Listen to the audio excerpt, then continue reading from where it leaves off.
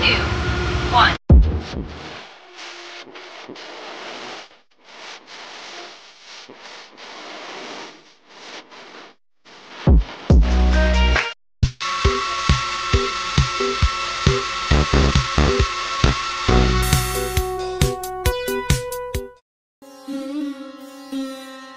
নওগাঁ জেলার ধামরহাটে দাঁড়িয়ে আছে ইতিহাসের নীরব সাক্ষী আগ্রা দ্বিগুণ ঢিপি।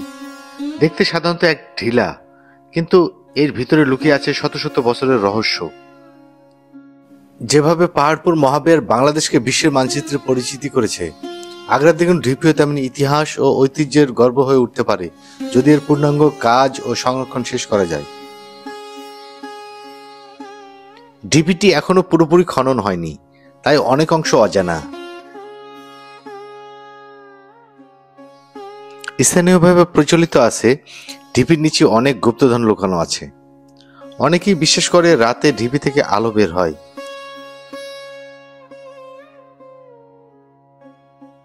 কিছু প্রবীণরা বলেন একসময় এখানে একটি বিশাল রাজবাড়ি বা দুর্গ ছিল। শত্রুর আক্রমণে ধ্বংস হয়ে যায় এবং পরে মাটি চাপা পড়ে যায়। গ্রামবাসীরা মনে করেন এটি কোনো বৌদ্ধ ভিক্ষুদের ধর্মচর্চার কেন্দ্র ছিল। কেউ কেউ বলে এখানে একসময় দেবতা পূজা হতো। মাটির ঢিপি আকারে থাকায় ধীরে ধীরে ক্ষয়ে যাচ্ছে। প্রত্নতত্ত্ব অধিদপ্তর এখানে সুরক্ষার কাজ শুরু করেছে। আগ্রা দ্বিগুণ ঢিপি আসলে পাহাড়পুর মহাবিহারের মতো একটি বৌদ্ধ বিহার, বৌদ্ধ স্থাপনার অংশ হতে পারে, কিন্তু খনন কাজ সম্পন্ন না হওয়া পর্যন্ত নিশ্চিতভাবে বলা সম্ভব নয়। এই অঞ্চলে আরও একটি জনপ্রিয় কিংবদন্তি হলো দ্বারকা রাজার কাহিনী। কথিত আছে তিনি ছিলেন এক প্রভাবশালী রাজা। তার শাসনামলে এই এলাকায় ছিল একটা সমৃদ্ধ নগরী।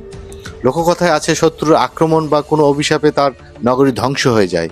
অনেকে মনে করেন আগ্রা দ্বিগুণ ঢিপি হয়তো সেই রাজ্যের ভগ্নাবশেষ। দ্বারকা রাজার নাম ঘিরে অনেক লোককাহিনী আছে। কেউ বলে তিনি ছিলেন অত্যাচারী, আবার কারো মতে তিনি ছিলেন জ্ঞানী এবং সাহসী শাসক।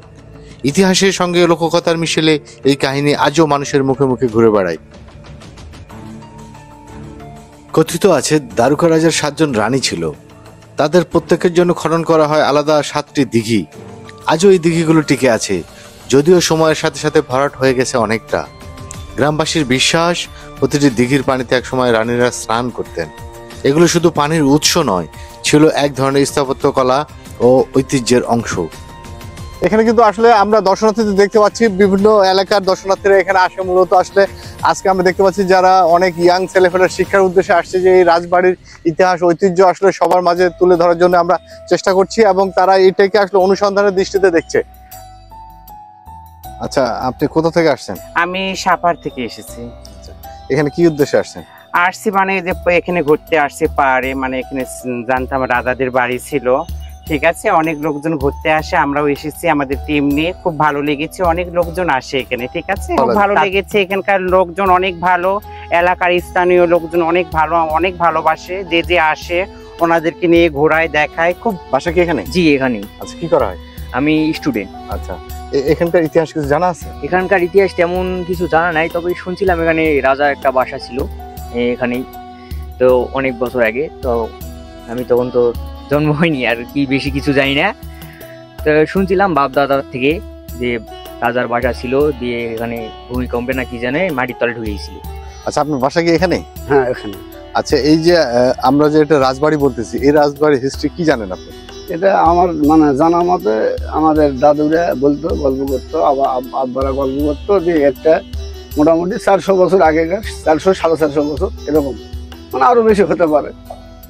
কাগজপাতি বলে দেখছে নাকি 400 বছর কথা শুনছিলাম, তাহলে আমারই তো মোটামুটি 50 বছর, তাহলে আরো 50 যোগ দেন, 450। হ্যাঁ, এখানে মোটামুটি 3 বার খনন করছে। 3 বার খনন করে অনেক কিছু অবশ্য পুতুল মুতুল পাইছিল, আপনার ইটার নকশা, ইটা অনেক কিছু, মানে মন্দিরের সিস্টেম। এখানে ওই হিন্দুদের রাজবাড়ি ছিল সম্ভবত। আচ্ছা, এটা কি সরকারি ভাবে খনন করা হয়েছিল? সরকারি ভাবে খনন।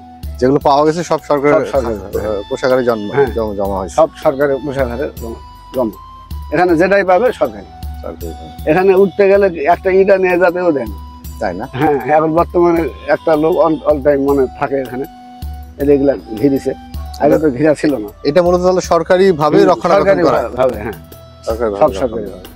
এগুলা আমরা ছোটবেলা যখন ছোট ছিলাম তখন এখানে উঠে আমরা বালুঘাট দেখছি। বালুঘাট দেখছেন না? হ্যাঁ, এখানে চড়ে বালুঘাট শহর পুরাই দেখা গেছে। মানে গোটাটা ফাঁকা ছিল, হ্যাঁ, যার গোটাটা কারণে ফাঁকা ছিল।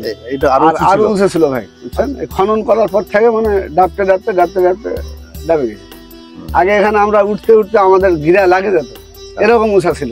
আচ্ছা আচ্ছা। কিন্তু বর্তমান তো এই তো পরিস্থিতি দেখতেছেন, আপনারাও দেখতেছেন, খনন করে মানে এই 3 বার খনন করছে মোটামুটি। এই দেখেন ঘর বাড়াচ্ছে, খনন করতেছে, ঘর বাড়াচ্ছে। মানে ঘোড়া 2 দিন একসঙ্গে নিয়ে যেতে পারবেন, এরকম এরকম। ছোট থেকে এখানে কত খেলাইছি দুলাইছি, হ্যাঁ, পেশাব পায়খানা বন্ধ করছি, কিন্তু এখন পেশাব পায়খানা করলে সমস্যা হয়। এখন হ্যাঁ, এখন সমস্যা হয়, এখন পরিষ্কার, অনেক পরিষ্কার। আচ্ছা, এর মধ্যে কি কোনো গুপ্তধন আছে? অবশ্যই হচ্ছে ইনশাল্লাহ থাকতে পারে ভাই, যেহেতু রাজবাড়ি ছিল অবশ্যই থাকতে পারে, থাকবে তো স্বাভাবিক। হ্যাঁ, আমরা তো ছোট থেকে শুনতেছি এখানে রাজবাড়ি ছিল। হ্যাঁ, এখানে নাকি 7টা রানী ছিল, সে ডানকা রাজা, বুঝছেন? ডানকা রাজা, ডানকা রাজা, রাজার নাম নাকি ডানকা রাজা ছিল। আমাদের মানে শোনা কথা আর কি, দাদুর মুখে, আব্বার মুখে, চাচুদের মুখে এটা শোনা কথা। ডানকা রাজা নাকি নাম ছিল, তার নাকি 7টা স্ত্রী ছিল। আচ্ছা আচ্ছা। এটা আপনার 7 মুখে 7টা পুকুরও কিন্তু আছে। এই সামনে আছে, ওখানে আছে 2টা, এখানে আছে 1টা, 3টা। এখানে বড় ডিগি ভাই, বুঝছেন? এটাই ডানকা ডিগি বলে, এটা সবচেয়ে বড় ডিগি। এইদিকে ডানকা ডিগি, এটাই ডানকা ডিগি। এই স্কুলের পিছনে, বুঝছেন? ও আচ্ছা। এই স্কুলের পিছনে গেলে আপনার বড় ডিগি দেখতে পারবেন, বিশাল ডিগি, ওটাই ডানকা ডিগি। হ্যাঁ, আচ্ছা আচ্ছা। এই বড় ডিগি, এই যে ওপারা আছে, মানে এগুলা সব, এগুলা মানে এই সরকারেরই, মানে এই রাজারই হয়তো পুকুর খনন করা, এগুলা, বুঝছেন?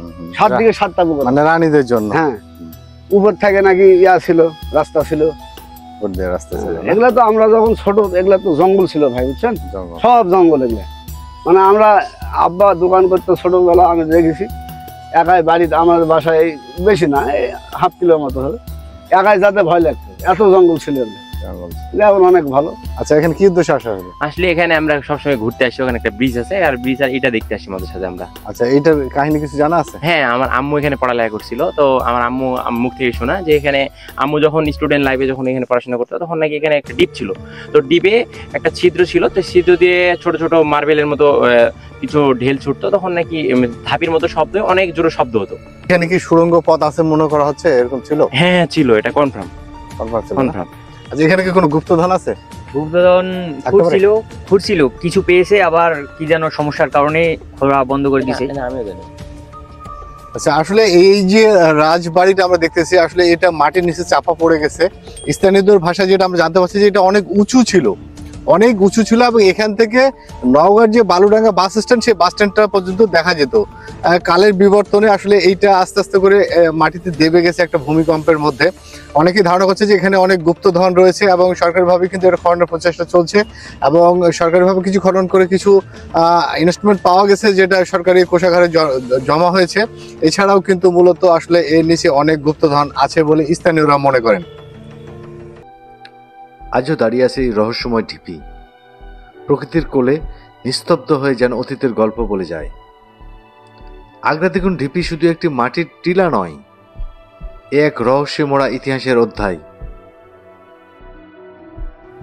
আগ্রাদ্বীগুন ঢিপি, দারুকা রাজার কাহিনী আর 7 রানীর 7 দিঘি, এই 3টি কাহিনী আমাদের ইতিহাস, ঐতিহ্য আর লোকবিশ্বাসের এক অমূল্য সম্পদ।